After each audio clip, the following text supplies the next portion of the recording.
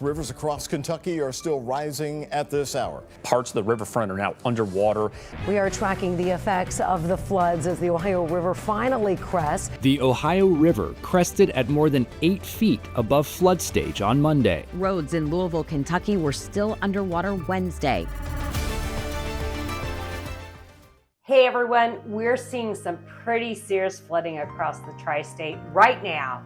The Ohio River is pushing its limits with roads closing, fields underwater, and major concern along the riverfront in both Evansville and Newburgh and a lot of the cities along the Ohio River in the tri-state. In this video, I'm going to break down what's happening right now, how this compares to past floods, and what you need to know if you're buying a home near a flood zone, including how to check maps and protect your investment. Right now, the Ohio River is sitting right at 1997 levels in Newburgh and just 16 inches under the 1997 level in Evansville. As of today, Evansville is about 1 foot away from its expected crest and Newburgh is just 18 inches below its crest. The forecast has been adjusted slightly. The new crest is now expected to hit 48 feet on Saturday. That's a small relief from the earlier prediction of 48.5 feet, but it's still historic flood and the concerns remain the same. To give you some perspective, along our 90,000 feet of levee, that 6 inches represents over 1,500 Olympic-sized swimming pools worth of water. And that's just between the banks. When you factor in overflow across Union Township, it's thousands more. Unfortunately, even with the drop, this puts us 1 full foot above the 1997 flood and within 6 feet of the record-setting 1937 flood, which reached 54 feet. Water is already over the road at the old lock and dam in Newburgh, and it's causing drainage issues across Pigeon Creek watershed along Lynch Road. The 1937 flood still holds the record, cresting at 54 feet in Evansville and causing massive devastation.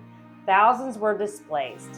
In more recent memory, 1997 and 2008 brought similar challenges, but this week's levels are surpassing those, making it one of the most serious events in decades in the Evansville area. The difference today, we're better prepared. Decades of monumental work have built a robust levee system. Evansville's levees can handle up to 3 feet over the 1937 flood, giving us about 9 feet of buffer at this point. That's good news. Smothers Park in Owensboro will be underwater, but thousands of homes and tens of thousands of residents in Evansville are protected by that system. If you're thinking of buying a home in this area, especially near the rivers, creeks, or low-lying spots, now is the time to learn about flood zones. Key zones to watch for. Zone AE equals high risk. Flood insurance is required if you have a mortgage.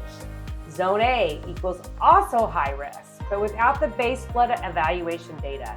And Zone X equals low to moderate risk. You can look this up on the FEMA's Flood Map Service Center or ask your agent or myself to show you your home zone on the county GIS. Before buying, make sure you request an evaluation certificate, confirm if flood insurance is already in place, and you can get this on your sales disclosure. Ask the seller if they've ever had water issues, even if the home isn't technically in a high-risk zone. Flood insurance costs vary. Sometimes it's just a few $100s a year in a low-risk zone, but in high-risk areas, it could be much more. Quick break in the video. As much as I love to do these videos, I do love selling real estate. So we have a great relocation guide. Click the link in the description below, and it's so helpful. So back to the video. Useful tools for home buyers. The FEMA map portal, which is msc.fema.gov, look that up. Your county's GIS for real-time flood zones and overlays. Local insurance agents who can quote flood premiums before you buy. Don't let flood risk sneak up on you, especially during rainy seasons like this. Do your homework up front. Flooding like this reminds us just how powerful the Ohio River can be. While we've made huge strides in protection, the risk is still real, especially for homeowners and buyers.